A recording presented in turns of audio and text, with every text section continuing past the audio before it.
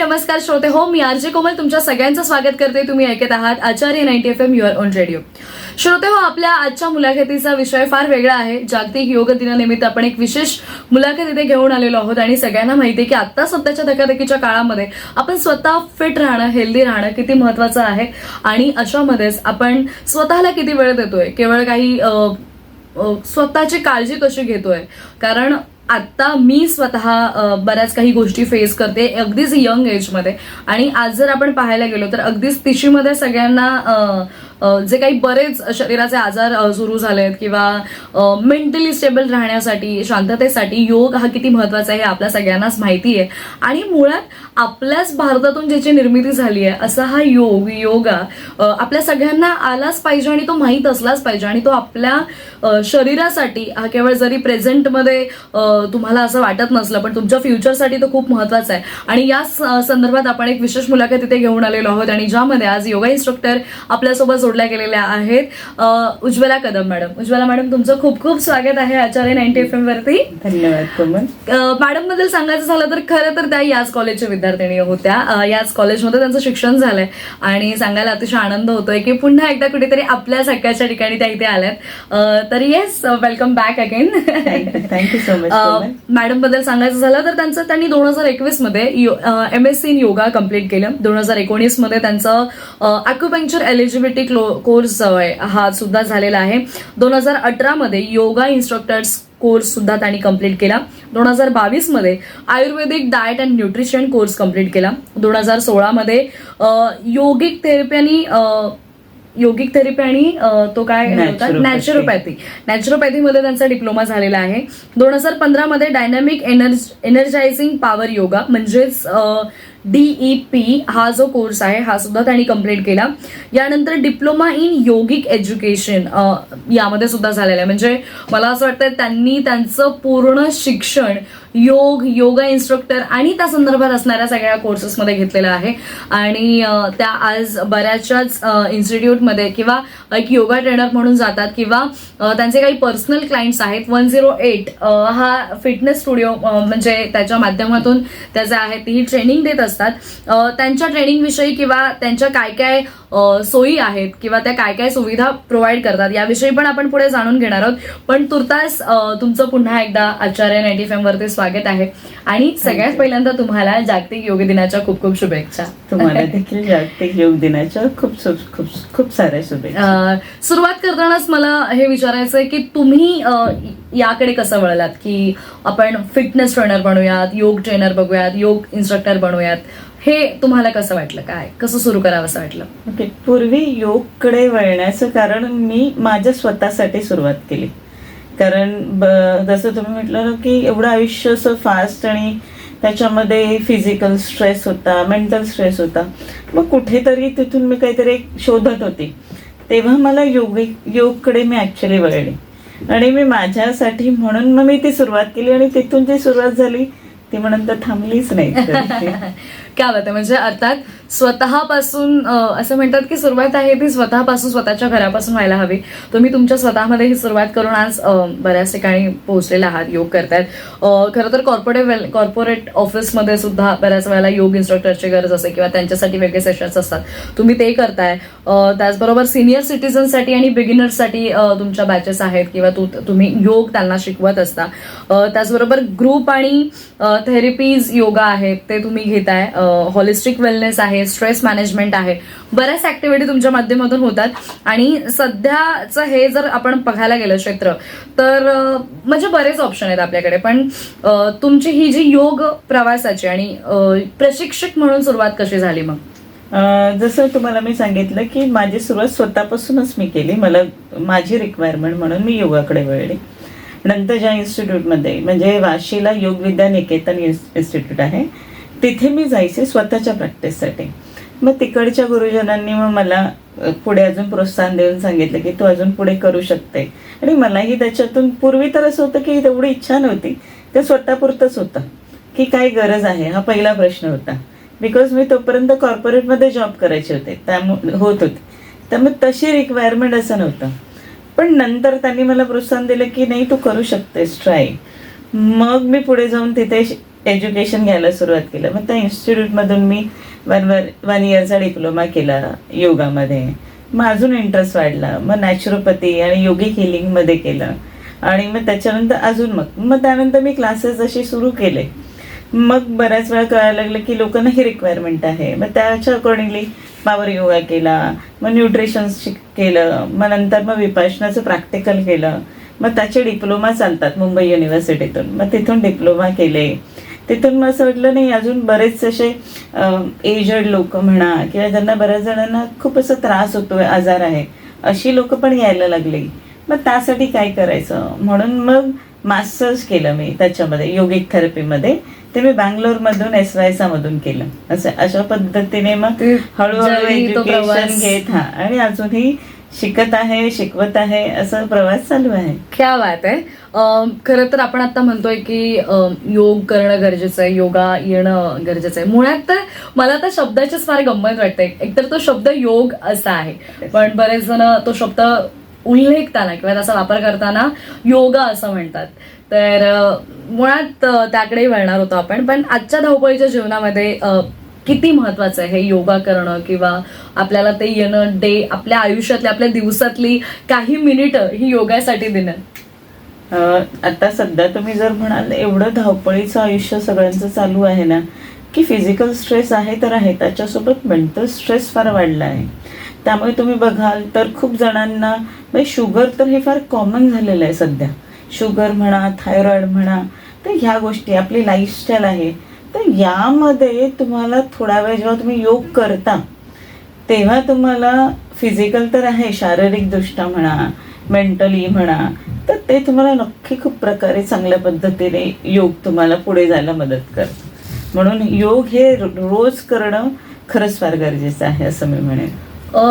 बऱ्याच वेळेला म्हणजे काही असे आपले काही श्रोते आहेत किंवा मी असेल ज्यांना आम्हाला इतकं डीपली अभ्यास नाहीये आमचा किंवा आम्हाला इतकं माहिती नाहीये, तर बऱ्याच वेळेला योग आणि व्यायाम यामध्ये फार गफलत होते.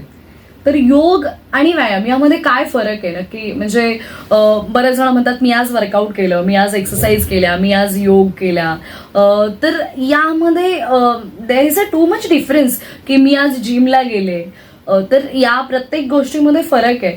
तुम्हाला काय वाटतंय म्हणजे योग आणि व्यायाम यातमध्ये नेमका फरक कोणता आहे? ओके, योग आणि व्यायाममध्ये जर पाहिलं ना तर व्यायाम बेसिकली ना कुठेतरी शारीरिक येतो आणि योग आहे ना तर तुमचं शरीर, तुमचं मन, तुमची ब्रीदिंग याच्यासोबत काम करतं आणि तुम्हाला त्याच्यासोबत तुम्हाला अध्यात्माकडे पण घेऊन जायला मदत करतं. क्या बात आहे. म्हणजे ते त्या पद्धतीचं हिलिंग पूर्ण बॉडीचं म्हणजे केवळ जे आपली अप्पर बॉडी आहे किंवा शरीरावरचे आपले जे दिसणारे अवयव त्याच्या व्यतिरिक्त आंतरिक आपण असं म्हणू शकतो की त्याच्यावरती इम्पॅक्ट पडतोय. या व्यतिरिक्त मॅम नियमित योग केल्यानं म्हणजे बऱ्याच वेळेला असं होतं की 1 जानेवारी आला की आपण सगळे ठरवतो की मी आता योग करेन किंवा मी आता डेली वर्कआउट करेन, मी डेली स्वतःच्या शरीराकडे लक्ष देईन, मी काळजी घेईन. पण या गोष्टी पूर्णतः होत नाहीत. पण खरंच नियमित योग केल्यानं शारीरिक आणि मानसिक आरोग्यावर कोणते परिणाम होतात? जेव्हा तुम्ही योग जे आहे हे तुम्ही डेली बेसिसवरती घेता करायला, पहिलं तर आहे तर जसं तुम्ही म्हटल्याप्रमाणे खरंच लोक बरेचसे नवीन वर्ष सुरू झाले की म्हणतात आजपासून सुरू करू किंवा आज माझा वाढदिवस आहे तर आज उद्यापासून मी सुरू करू, हे बऱ्याच जणांचं असतं. पण जेव्हा तुम्ही रोजच्या जीवनामध्ये, कारण तो एक रोजचा भाग आहे शरीराचा, तर यासाठी तुमच्या हेल्थसाठी रोज जेव्हा योग करता तेव्हा शरीरामध्ये लवचिकपणा म्हणा, तुमच्या ब्रीदिंग, तुमच्या लंग्सची कॅपॅसिटी म्हणा, परत तुमच्या आपण म्हणतो ना आपली इम्युनिटी सिस्टम आहे ती बूस्ट होणं म्हणा, वेगवेगळ्या आजारांपासून दूर राहणं म्हणा, तर या गोष्टींमध्ये योग फार काम करतात. त्याच्यासोबतच तुमची स्ट्रेस लेवल काम डाऊन करायला पण फार मदत करतात. नक्कीच. आणि मला असं वाटतं की जर आता नवीन कोणी असतील किंवा असे नवीन लोक आहेत की ज्यांना अभ्यास नाहीये किंवा इतक्या गोष्टी काही माहिती नाहीयेत की कसं करायचंय, काय करायचंय, किंवा मला योग सुरू करायचा आहे, मी आज माझ्या मनाशी ठरवलं की मला योग करायचा आहे, तर असे जे नवशिके आहेत किंवा जे नवीन येणारे सगळे नवीन योग करणारे जर काही आमच्यासारखे सर्वसामान्य लोक आहेत तर त्यांनी कोणत्या गोष्टी लक्षात ठेवल्या पाहिजेत? नवीन जेव्हा तुम्ही योगाला सुरुवात करता ना तेव्हा मला हे म्हणायचं आहे की पहिलं तर एक आहे खूपदा मी पाहिले की बरेच लोक यूट्यूब किंवा स्वतःहून करण्याचा प्रयत्न करतात, पण ते करण्यापेक्षा, कारण तुम्हाला एक्झॅक्ट माहिती नसतं की काय करायचं, मग त्यापेक्षा कुठला तरी चांगला ट्रेनर, ज्यांचे सर्टिफाईड ट्रेनर आहेत बरे, अशाकडे जाऊन तुम्ही शिका. आणि सुरुवात करताना ही नेहमी सामान्य नॉर्मल आसनांपासून, प्राथमिक आसनांपासून सुरुवात करा. आणि हळूहळू जसं तुमचं शरीर घेत जाईल, तुमचं जेवढं शरीर तुम्हाला अलाव करतं त्या पद्धतीने ते तुम्ही करत जा. आणि हळूहळू आपोआप तुमच्या शरीरामध्ये फ्लेक्सिबिलिटी म्हणा, मन शांत होणं हे आपोआप ग्रॅज्युअली ते होत जाणार. पण याच्यासाठी तुम्हाला दर दिवशी करणं हे फार महत्वाचं आहे. बरोबर, म्हणजे सातत्य हवंय त्या प्रत्येक गोष्टीमध्ये. मॅम, या व्यतिरिक्त आपण जर पाहायला आपण जर एक नजर टाकली त्या विषयावरती की महिलांसाठी महिलांचं जे लाईफस्टाईल आहे ते खूप हेक्टिक पण आहे. बऱ्याच वेळेला सगळ्याच गोष्टींमधला बॅलन्स जो आहे हा साधायचा असतो त्यांना. आणि आपल्या स्त्रियांच्या शरीरामध्ये जे हार्मोनल चेंजेस असू देत किंवा बऱ्याच गोष्टी आपल्या बॉडीमध्ये होत असतात, तर महिलांसाठी योग किती उपयुक्त आहे आणि त्यांनी ते का केलं पाहिजे कंटिन्यू? ओके, तुम्ही जर कम्पेअर केलं तर मी तर पहिलं तर म्हणेल योग हे सर्वांसाठी आहे. Yes yes. पण तरी पण स्पेसिफिकली जर आपण महिलांना घेतलं ना, तर महिलांच्या आयुष्यातल्या प्रत्येक टप्प्यावरती त्यांच्या शरीरामध्ये हे बरेच बदल घडत असतात. बरोबर. त्याच्यासोबतच त्यांच्याबरोबरचे जे हार्मोनल चेंजेस आहेत, रेग्युलर बेसिसवरती येणारे तुमचे जे महिन्याचे पिरियड्स आहेत वगैरे, त्यामध्ये होणारे मूड स्विंग्स वगैरे आहेत, मग यामध्ये त्यांनी स्वतःकडे फार लक्ष देणं गरजेचं आहे. अशा वेळेस त्यांना योग त्यांच्या शरीरासाठी, त्यांच्या मनासाठी, त्यांच्या फ्लेक्झिबिलिटीसाठी फार फार खूप छान पद्धतीने त्यांच्यावरती काम करतात.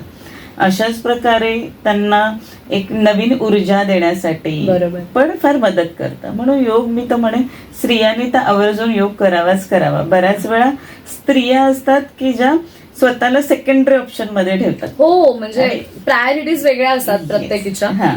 माझं घर, माझं ऑफिस आणि आपण ते सगळं सांभाळण्याच्या सगळ्या त्या चौकटीमध्ये आपल्याला स्वतःला मात्र दुय्यम स्थान देतो आणि मग कुठेतरी स्वतःकडे लक्ष न दिल्यामुळे मग पुढे जाऊन जे दुसरे आजार आहेत ते तर उद्भवतातच.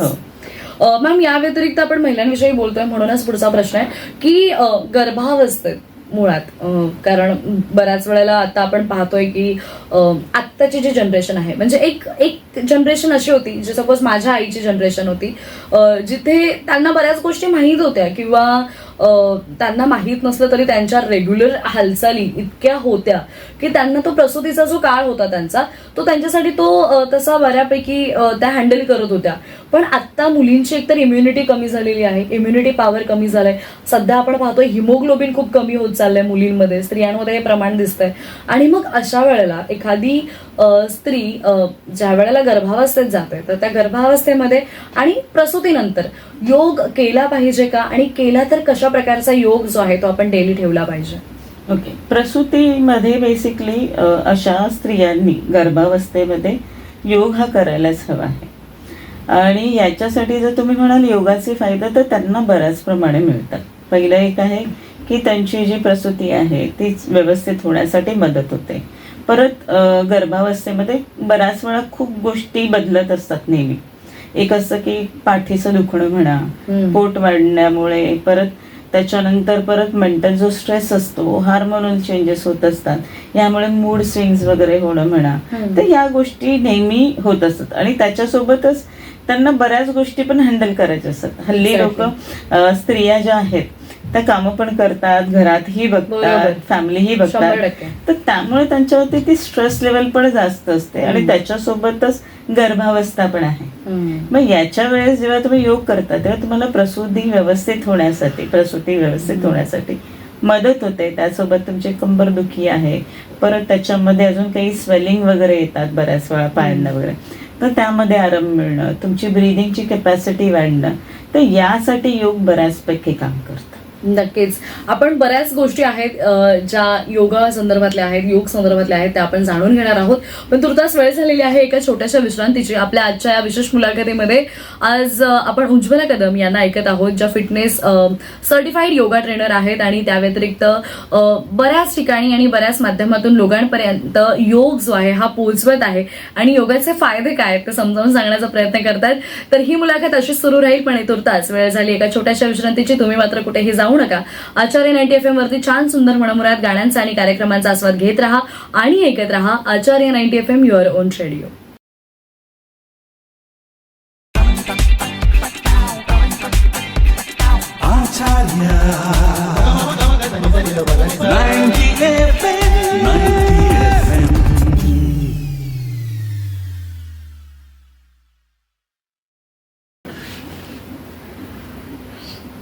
हॅलो, हाय, नमस्कार श्रोते हो, मी आरजे कोमल पुन्हा एकदा छोट्याशा विश्रांतीनंतर तुमच्या सगळ्यांचं स्वागत करते. तुम्ही ऐकत आहात आचार्य 90 FM युअर ओन रेडिओ आणि आपल्या सेगमेंटमध्ये आज आपण जागतिक योग दिनानिमित्त एक विशेष मुलाखत घेत आहोत आणि आज आपल्यासोबत उज्ज्वला कदम जोडलेले आहेत, ज्या खरं तर सर्टिफाईड योगा ट्रेनर आहेत आणि या व्यतिरिक्त त्यांनी योगाच्या व्यतिरिक्त बऱ्याच गोष्टी ज्या आहेत त्या त्यांनी शिकलेल्या आहेत. म्हणजे आज त्या बऱ्याच ठिकाणी ॲज अ ट्रेनर म्हणून जातात, फिटनेस कोच म्हणून जातात आणि मुळात मॅम आपण आत्ताच ब्रेकपूर्वी पाहिलं होतं की महिलांनी कशी काळजी घ्यायची किंवा महिलांनी कशा पद्धतीने योग केल्याने महिलांना त्याचा फायदा होऊ शकतो. खरं तर आंतरराष्ट्रीय योग दिन म्हटलं की केवळ मग त्याच दिवशी बऱ्याच ठिकाणी कार्यक्रम होतात किंवा एक अवेअरनेस केला जातो. बीइंग अ योगा इन्स्ट्रक्टर, तुम्हाला काय वाटतं आंतरराष्ट्रीय योग दिन साजरा केला जातोय ते कसं आहे? म्हणजे ते चांगलं आहे, चांगल्या पॉईंट ऑफ व्ह्यूने आहे की तो जर तसा आंतरराष्ट्रीय योग दिन जर साजरा होतोय तर त्यातून काय इनिशिएटिव्ह घेऊन पुढे काय कंटिन्युटीमध्ये राहिलं पाहिजे का? काय वाटतं तुम्हाला? आंतरराष्ट्रीय योग दिन बेसिकली सुरुवात जर याच्यासाठीच झाली की योगाचा प्रसार जो आहे हा जगभरात व्हावा. योग परत त्याचे आपल्या आरोग्यावरती होणारे जे फायदे आहेत हे जगाला कळावेत म्हणून बेसिकली योग दिनाची सुरुवात झाली. पण आता तुम्ही सध्या जर बघाल ना तर लोक त्या दिवसापुरतं मग ते म्हणजे सोशल मीडियावर कुठेतरी टाकायचंय, सोशल मीडियावरती टाकायचंय किंवा ऑफिसमध्ये म्हणा किंवा सोसायटीमध्ये म्हणा अशा पद्धतीने त्या दिवसापुरतच फक्त करतात. पण मला असं म्हणायचं हे योग जे आहे फक्त एका दिवसासाठी मर्यादित नाहीये. हा तुमचा जीवनाचा अविभाज्य घटक व्हायला पाहिजे. जसं तुमच्या शरीराला अन्नाची गरज आहे तशीच तुमच्या शरीराला व्यायामाची देखील गरज आहे, म्हणून योग. पण योग कसं आहे की तुमचं ब्रीदिंग म्हणा, तुमचं मेंटल स्ट्रेस म्हणा याच्यावरती देखील काम करतं. तुमच्या अध्यात्माबरोबर पण तुम्हाला अध्यात्माकडे पण बेसिकली घेऊन जातं. मग याच्यासाठी तुम्हाला डेली बेसिसवरती, आणि असं आहे की बऱ्याच वेळा तुम्ही म्हणाल तर लोकांना कसं असतं की माझ्याकडे वेळ नाही, हा फार महत्वाचा असतं की खूप जणांना म्हटलं ना हे करायचं आहे, माझ्याकडे वेळ नाहीये. पण जर पाहायला गेलं तर तुम्हाला जरुरी नाही की तुम्ही 1 तास करा, 2 तास करा, ॲटलिस्ट 10 मिनिटं करा. बरोबर. जेव्हा तुम्ही 5 मिनिटं 10 मिनिटांनी सुरुवात कराल ना तेव्हा ती हळूहळू एक हॅबिट बनून जाईल आणि हॅबिट बनली की मग हळूहळू ते तुमचं टायमिंग आपोआप वाढत जाईल. तुमचं त्याच्याकडे कल देखील वाढत जाईल आणि त्याच्यासोबत तुम्हाला बेनिफिट तर मिळतातच. नक्कीच. त्यामुळे मला असं वाटतं की केवळ एक दिवस तो दिवस आहे म्हणून एक दिवस फक्त सोशल मीडियावरती फोटो टाकण्यासाठी जर आपण करत असू तर त्या एका दिवसाने तुमच्या बॉडीमध्ये चेंजेस होणार नाहीयेत. यालाच अनुसरून एक प्रश्न आहे मॅम की समाजामध्ये आपल्या योगाविषयी जर जागरूकता वाढवायची असेल तर अजून काय केलं पाहिजे? काय वाटतं तुम्हाला? जागरूकता वाढण्यासाठी जर तुम्ही म्हणाल तर आपल्या सरकारने जे योग डेचं सुरुवात केली तर हे सगळ्यात खूप चांगली गोष्ट आहे. याच्यामुळे तर बऱ्याच लोकांना किंवा जगभरामध्ये योग बद्दल बऱ्याच लोकांना माहिती मिळालेली आहे. पण यासोबतच इनिशिएटिव्ह घेऊन ना मला असं वाटतंय की शाळा आहे, कॉलेजेस आहेत, बऱ्याचशा वेगवेगळ्या संस्था आहेत, यांनी देखील योगाचे शिबिर भरवले पाहिजेत. आणि योग हे पर्टिक्युलर एका एजच्या लोकांसाठी किंवा एका पर्टिक्युलर जेंडरसाठी नसून हे सर्वांसाठी आहे.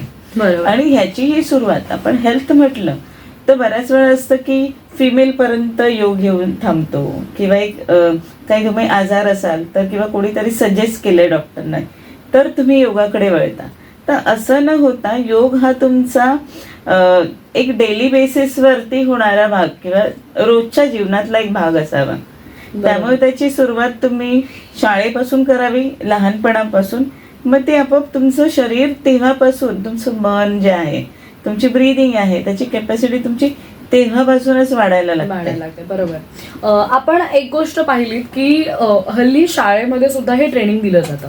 वेगवेगळ्या शाळांमध्ये तुम्ही स्वतः जात असाल ॲज अ योगा ट्रेनर म्हणून. शाळांमध्ये दिलं जात आहे, कॉलेजेसमध्ये दिलं जात आहे. पण काही वेळा आपण आहे ना काही गोष्टी जर करतो तर त्याचा मागे आपला काहीतरी हेतू असतो की बऱ्याच वेळेला असं असतं की माझं वजन वाढलंय, चला मी योगा सुरू करते. मग मी योगा सुरू केल्यानंतर माझा मे बी वजनात लगेच फरक दिसेल. आणि आपल्या अपेक्षा खूप आहेत. मला असं वाटतं मानवी अपेक्षांचं ज्याला कुठेच लिमिटेशन्स नसतात. असं असतं की मी 10 दिवस योगा करेन, माझा वेट लॉस होईल. तर वेट लॉस आणि योगा हे काय आहे का, याचा काही संबंध आहे का, आणि असेल तर तो कसा आहे?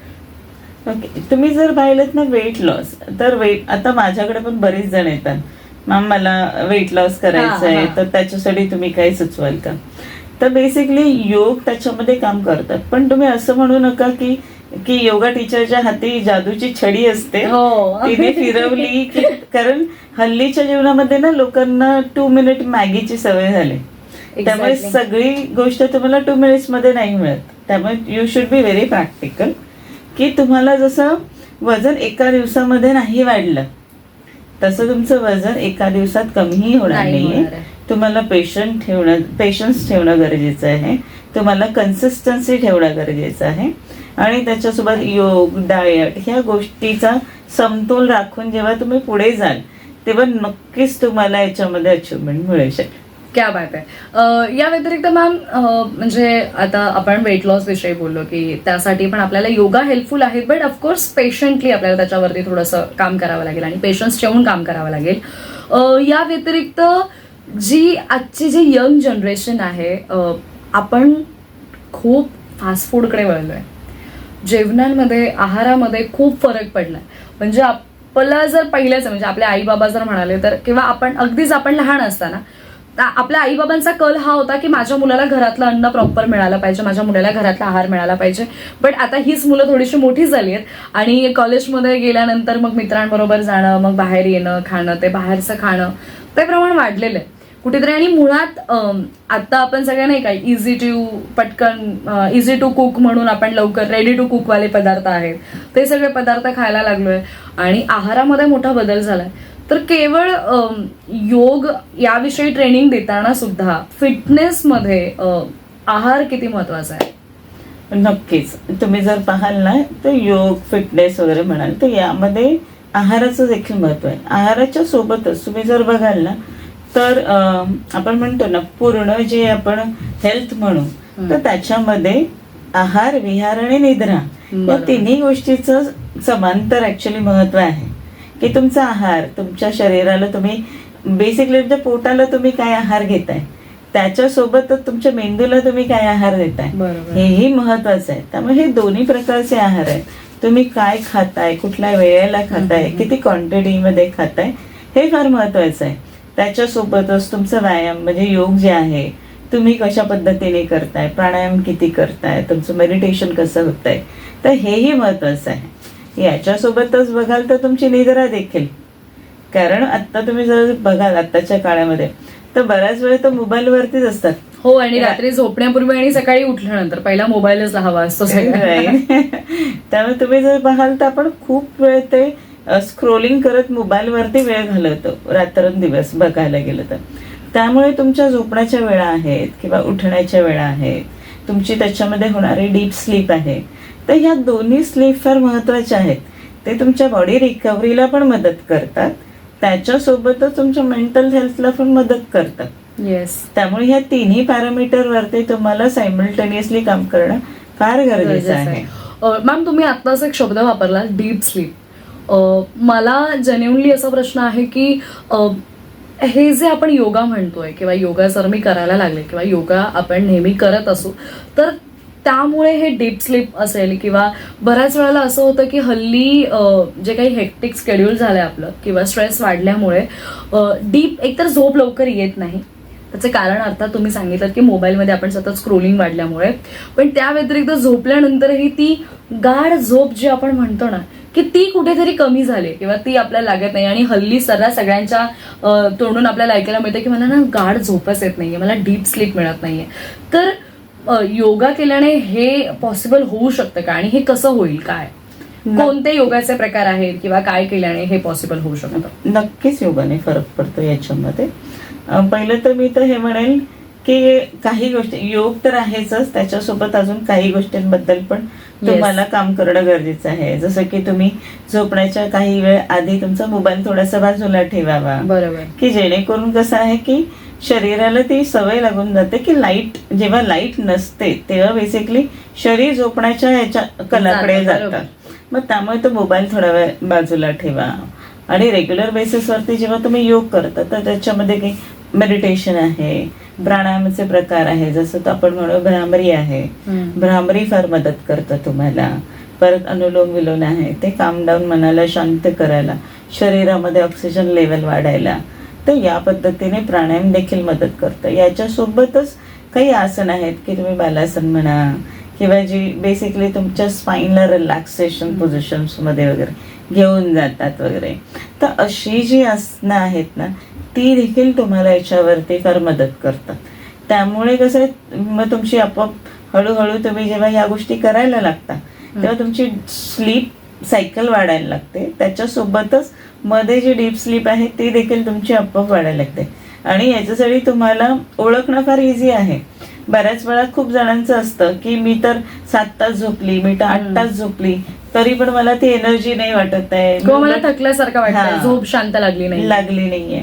मग त्याच्यासाठी हे नेहमी लक्षात घ्यायचं की तुमची डीप स्लीप जेव्हा होत नाही तेव्हा बेसिकली सकाळी भले तुम्ही 7 ते 8 तास झोपला असाल तरी देखील तुम्हाला सकाळी उठून असं फ्रेश नाही जाणवत, थकवा जाणवत. असं असेल तेव्हा समजायचं की आपली डीप स्लीप व्यवस्थित झालेली नाहीये. मग अशा वेळेस मग ही आसनं आहेत, प्राणायाम आहे, मेडिटेशन आहे, हे फार महत्वाचं ठरतं. बरोबर. क्या बात आहे. मला असं वाटतं आजची ही मुलाखत केवळ माझ्यासाठीच नव्हे, तुमच्या सगळ्यांसाठीच फायद्याची आहे.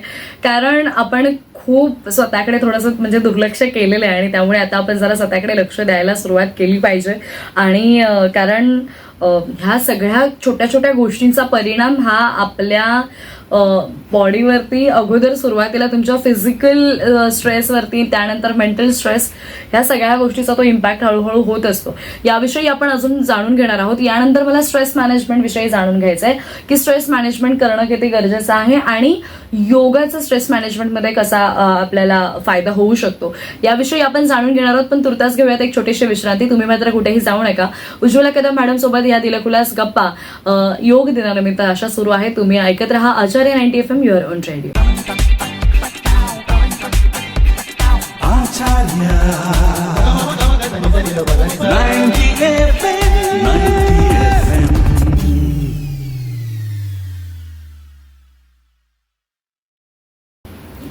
हॅलो हाय नमस्कार श्रोते हो, पुन्हा एकदा या छोट्याशा विश्रांतीनंतर मी आरजे कोमल तुमच्या सगळ्यांचं स्वागत करते. तुम्ही ऐकत आहात आचार्य 90 FM युअर ओन रेडिओ आणि आपला विशेष सेगमेंट अर्थात आज जागतिक योग दिनानिमित्त आपण उज्ज्वला कदम यांच्यासोबत छान दिलखुलास गप्पा मारत आहोत आणि त्यांच्याकडून जाणून घेत आहोत की योग आपल्या सगळ्यांच्या आयुष्यामध्ये किती महत्वाचा आहे.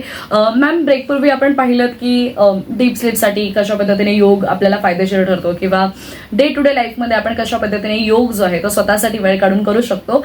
या व्यतिरिक्त आता मला जाणून घ्यायचं, आपण ब्रेक पूर्वी म्हणालो होतो की स्ट्रेस मॅनेजमेंट खरं तर हा खूप मोठा विषय. या विषयावरच एक वेगळी मुलाखत होऊ शकते आणि ते मी नक्कीच तुमच्याकडून घेणार आहे. मला बरेच प्रश्न आहे त्याविषयी. पण आता आपण शॉर्टली मला जाणून घ्यायला आवडेल की स्ट्रेस हल्लीची जनरेशन आहे, मी म्हणेन की छोट्या छोट्या गोष्टींनी पण स्ट्रेस घेते.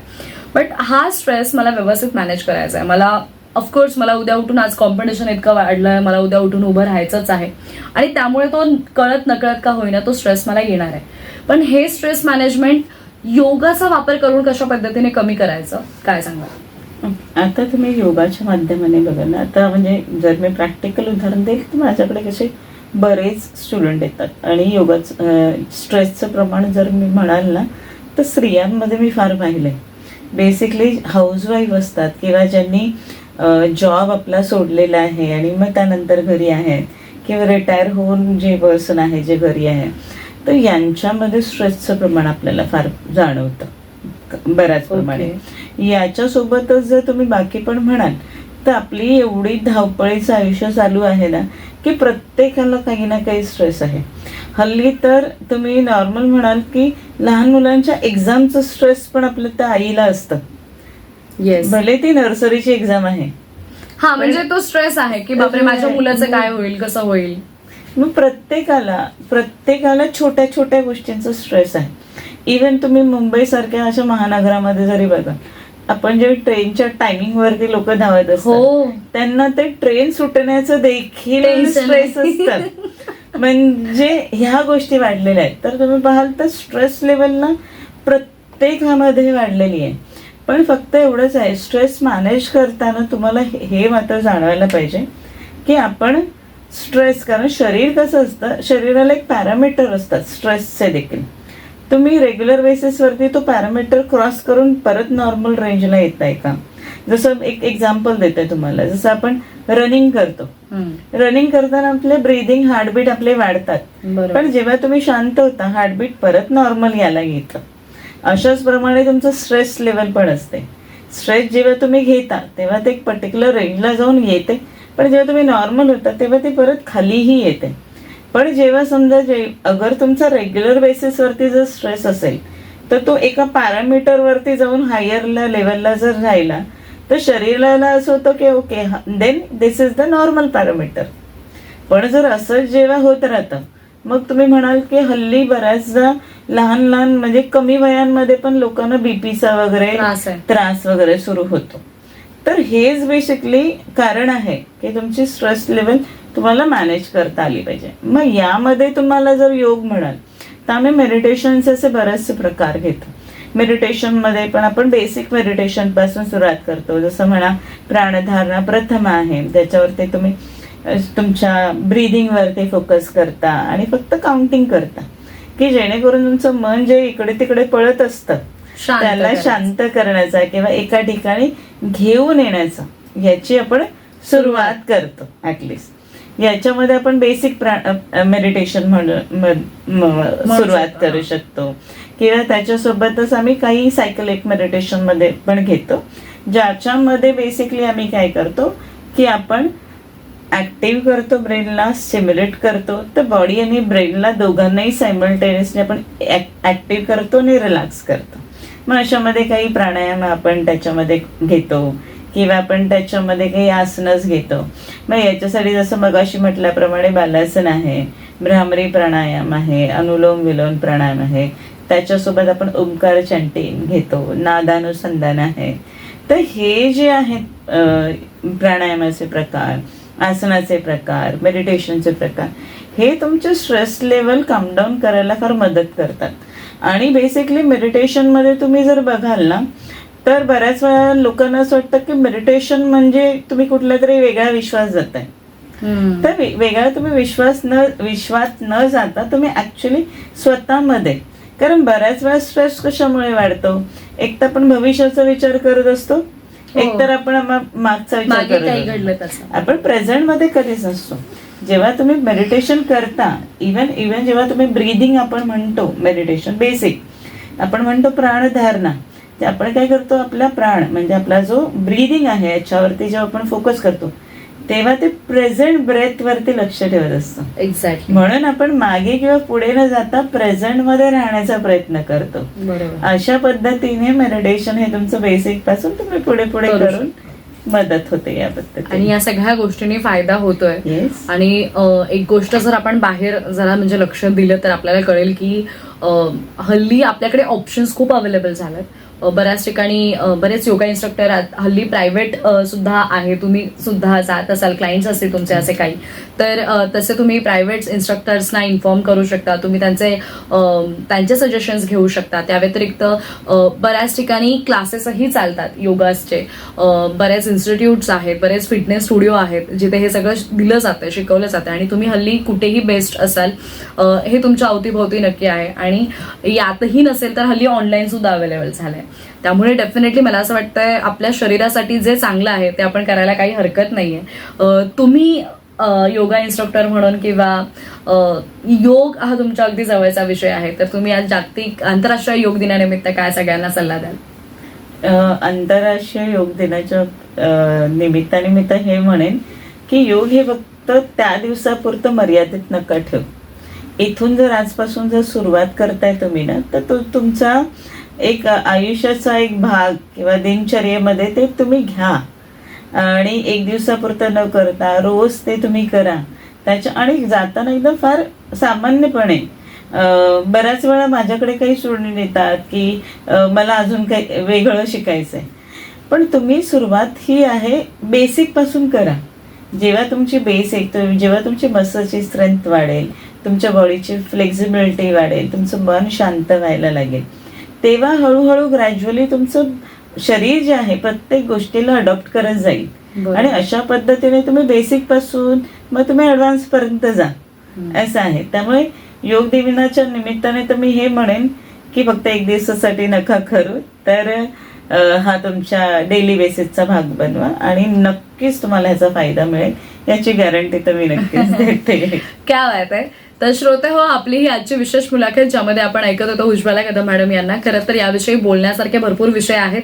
मी नक्की उज्ज्वला मॅडमना पुन्हा एकदा आपल्या स्टुडिओमध्ये डेफिनेटली इन्व्हाइट करेन आणि त्यामध्ये आपण मग प्रत्येक आसनं कोणत्यासाठी, कोणत्या गोष्टीसाठी कोणती आसनं करायची आहेत किंवा इन डेप्थ आपण त्याविषयी त्यांच्याकडून जाणून घेण्याचा प्रयत्न करू.